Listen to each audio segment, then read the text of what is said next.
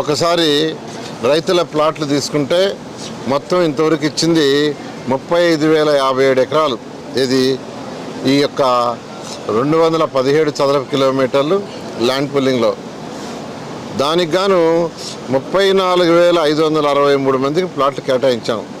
ప్లాట్లు కేటాయించాల్సింది 494 మందికి మాత్రమే. ఇంకా ప్లాట్లు కేటాయించలేదు, ఇంకా ఏవో చెప్తారు.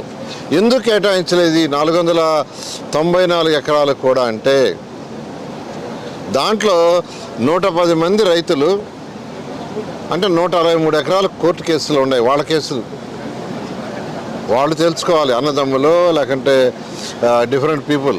అది అయితే అలాట్ చేస్తాం 163 ఎకరాలు.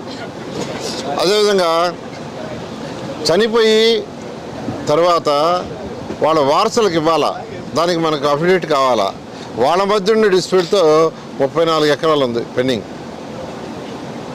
అదేవిధంగా లంక అసైన్లో 111 ఉన్నాయి. దాన్ని యాక్చువల్గా ఏజీ గారితో మాట్లాడుతున్నాము, కలెక్టర్తో మాట్లాడుతున్నాం. అది తొందరలో కంప్లీట్ చేస్తాం.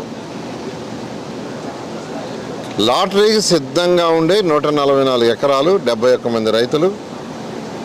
వాళ్ళు ఎప్పుడు వచ్చినా చేయటానికి ఉన్నా వాళ్ళు వెయిట్ చేసుకుంటాం సార్ అన్నారు. అందుకని వీఆర్ వెయిటింగ్. అసలు ల్యాండ్ బిల్డింగ్ తీసుకున్న ల్యాండ్లో ఎక్సెప్ట్ ఈ 494 ఎకరాలు తప్పితే మొత్తానికి లాటరీ వేసి ప్లాట్లు అలాట్ చేసాము. ల్యాండ్ ఎవరైతే ఇచ్చారో వాళ్ళకి చక్కగా ప్లాట్లు అలాట్ చేసాం. ఇవ్వాల్సింది కొద్ది మందికి. దానికి కారణాలు కూడా ఎక్స్ప్లెయిన్ చేశాను.